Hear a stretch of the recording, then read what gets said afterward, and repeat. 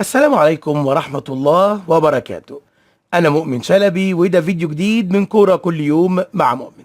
معكم النهاردة مجموعة من أهم وأحدث أخبار نادي الزمالك وتطورات جديدة في عدد من الملفات المهمة سواء على مستوى فريق كرة القدم أو اللاعبين، بالإضافة لآخر المستجدات الخاصة بملفات التعاقدات والمستحقات وأزمات اللاعبين. هنعرف مع بعض كل التفاصيل وايه اللي حصل خلال الساعات الاخيره من بعد مباراه الزمالك والبنك الاهلي وايه المنتظر في الفتره اللي جايه. كالعاده مستني رايكم في كل خبر، لان رايكم وتعليقاتكم دايما جزء اساسي من الفيديو. يلا بينا نبدا اول اخبارنا. بعد مباراه الزمالك والبنك الاهلي واللي انتهت بفوز الزمالك بثلاثيه، خرج علينا بعض مشاهير السوشيال ميديا الحمراء عشان يتكلموا فين العداله التحكيميه، وان حكم مباراه الزمالك والبنك الاهلي جامل الزمالك في اكتر من لقطه. زي ايه يا سيدي؟ زي مثلا كوره من وجهه نظرهم تستحق انذار تاني وكارت احمر لاحمد فتوح، وكرة تانية برضه من وجهة نظرهم فيها شد من التيشيرت ضد احمد ياسر ريان مهاجم البنك الاهلي، كان من المفترض انها تحتسب ركله جزاء برضه من وجهة نظرهم. لغايه كده انا شخصيا ما عنديش مشكله، ودي امور متوقع انها تتم، خصوصا بعد ما مشاهير السوشيال ميديا الزملكاويه اتكلموا عن ركله جزاء من وحي الخيال في مباراه الاهلي وانبي لصالح الاهلي. مباراه بيراميدز وابو قير للاسمده اللي انتهت بفوز بيراميدز 2-0. في كوره في الماتش ده فيها دهس واضح على انكل الرجل الخاص بلاعب ابو قير للاسمده من محمود زلاكا مهاجم نادي بيراميدز او جناح نادي بيراميدز. هل في حد اتكلم؟ الكرة دي الطبيعي ان يكون فيها كارت احمر، والكارت الاحمر ده لو خرج لمحمود زلاكا ربما كان غير تماما من شكل ونتيجة مباراة بيراميدز وابو قير للاسمده. لكن مش هتلاقي حد مركز في الماتش اصلا ولا حد اتكلم عنه، لان هما كل اللي يشغل بالهم هو الزمالك ومباريات الزمالك وبس. الزمالك خرج من مباراة البنك الاهلي بمكاسب مهمة جدا بعد الفوز الكبير ب3 اهداف بدون رد في الجولة الثانية من الدوري، والفوز ده جه في توقيت مهم جدا بعد التعادل مع الاتحاد السكندري في الجولة الاولى. اهم مكسب كان استعادة الثقة سواء عند اللاعبين او الجماهير، خصوصا ان الفريق قدر يرد بسرعة بعد التعثر في اول مباراة ويحصد اول 3 نقط في الدوري.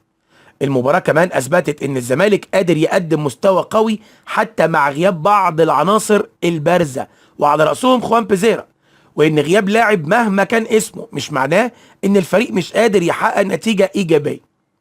ومن المكاسب المهمة كمان ظهور معتمد جمال بشكل جيد في إدارة المباراة خصوصا الشوط الثاني، وانه قدر يستفيد من دكة البدلاء ويعمل تغييرات كان ليها تأثير واضح على نتيجة المباراة. كمان ظهر خلال المباراة قدر من الانسجام بين اللاعبين والجهاز الفني، وده امر مهم جدا في بداية الموسم، لان الفريق محتاج يبني على الحالة دي في المباريات اللي جاية. وبالتالي ثلاثية البنك الاهلي مش مجرد 3 نقط ولا 3 اهداف، ولكنها كانت دفعة معنوية مهمة جدا للزمالك ورسالة ان الفريق قادر ينافس ويحقق نتائج رغم كل الظروف والتحديات اللي حواليه.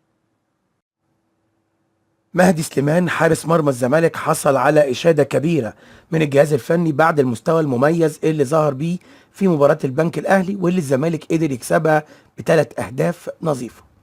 الجهاز الفني بقيادة معتمد جمال ومعاه مدرب حراس المرمى الكابتن أيمن طاهر أشادوا بأداء المهدي سليمان، خصوصا دوره في الحفاظ على نظافة شباك الزمالك طول المباراة، والمجهود اللي قدمه الحارس اللي توج كمان بحصوله على جايزة رجل المباراة بعد ظهوره بشكل مميز ومساهمته في خروج الزمالك بشباك نظيف. طبعا في نفس الوقت الجهاز الفني قرر يدي اللعيبه راحه من التدريبات يوم الخميس، وهيستأنف الفريق تدريباته يوم الجمعه بصوره طبيعيه استعدادا للمباراه اللي جايه امام منتخب السويس بتروجيت يوم الاثنين المقبل في الجوله الثالثه من بطوله الدوري. في رايكم مستوى المهدي سليمان رايكم فيه ايه؟ وهل شايف انه يستحق يكمل اساسي مع الزمالك في المباريات اللي جايه، ولا عواد او صبحي يستحقوا فرصه؟ عبد الله السعيد لاعب خط وسط الزمالك قرب جدا من العوده لقائمه الفريق في المباراه اللي جايه قدام بتروجيت والمقرر اقامتها مساء يوم الاثنين المقبل. عبد الله السعيد كان غايب عن اول مباراتين للزمالك في الدوري، الاتحاد السكندري والبنك الاهلي، بسبب عدم اكتمال جاهزيته الفنية، خصوصا انه ما شاركش في معسكر اعداد الفريق.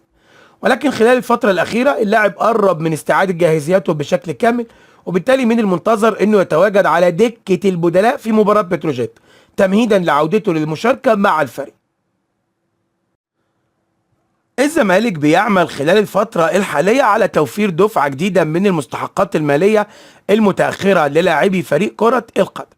كان النادي قبل بداية الموسم صرف حوالي 5% بس من مستحقات اللاعبين المتأخرة، ولكن إدارة الزمالك حاليا بتتحرك لإنهاء بعض الإجراءات الخاصة بتوفير المبالغ المالية تمهيدا لصرف دفعة جديدة للاعبين خلال أيام في إطار محاولات لحل ملف المستحقات المتأخرة.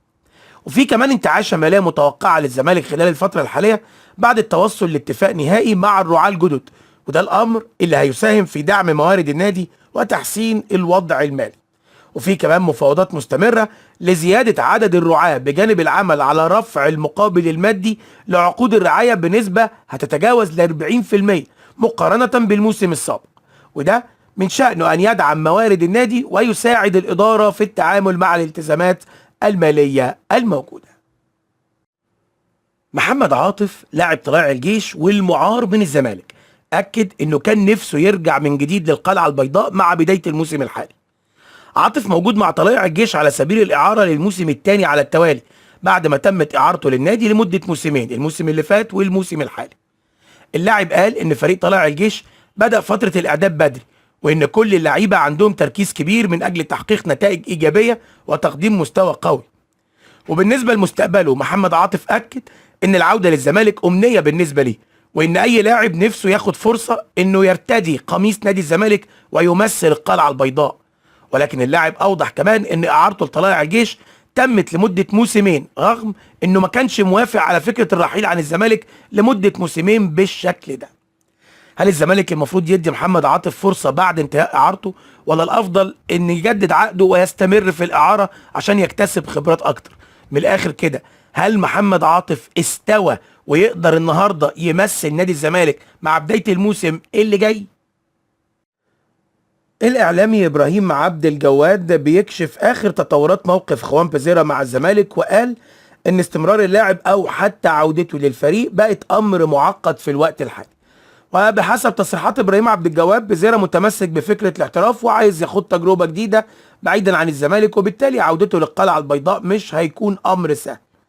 واشار كمان ان عوده اللاعب للزمالك ممكن تحصل فقط لو ظهرت مستجدات استثنائيه تغير شكل الموقف بالكامل. في المقابل اداره الزمالك اصبحت مش ممانعه في رحيل خوان بيزيرا، ولكن بشرط ان يكون في عائد مالي مناسب للنادي، خصوصا ان النادي مش عايز يخسر اللاعب من غير ما يستفيد منه ماليا. وبالتالي لو تم الاستقرار بشكل نهائي على رحيل البرازيلي، فالزمالك هيحاول يحسم الصفقة بالشروط اللي تناسب النادي وبأفضل مقابل مالي ممكن. هل شايف ان الزمالك يتمسك بخوان بيزيرا ويحاول يرجعه، ولا الافضل الموافقة على رحيله في مقابل مبلغ مالي كبير؟ كشف الإعلامي خالد الغندور عن التوصل لحل مبدئي لأزمة الميران الرئيسي لفريق AS بورت الجيبوتي قبل مواجهة الزمالك في ذهاب الدور التمهيدي لدوري أبطال إفريقيا.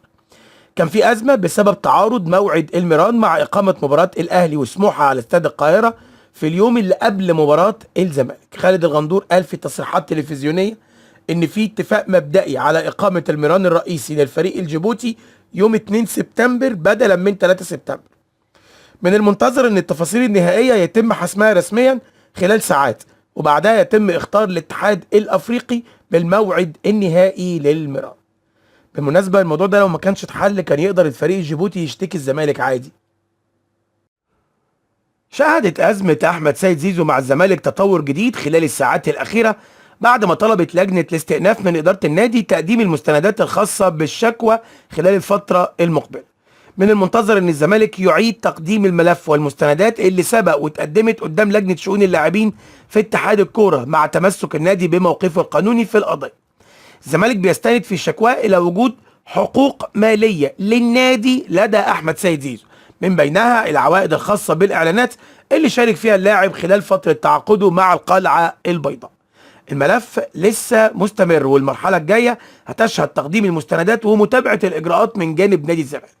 هل شايف ان الزمالك عنده موقف قانوني قوي في ازمه المستحقات الخاصه باحمد سيد زيزو ولا لا؟ ممدوح عباس رئيس الزمالك الشرفي حرص على توجيه الشكر لعدد من الشخصيات على مساهمتهم الماليه ودعمهم لنادي الزمالك. وعبر حسابه الشخصي على موقع اكس كتب ممدوح عباس انه خلال مداخلته في برنامج اوضه اللبس نسي يذكر المهندس هاني بيرزي والكابتن حسين السيد عضوي مجلس اداره الزمالك، واكد انهم ما بخلوش ابدا على نادي الزمالك. كما وجه ممدوح عباس الشكر لعمرو الجنايني على الدور اللي بيقوم بيه من اجل تقديم الدعم المالي المطلوب لنادي الزمالك.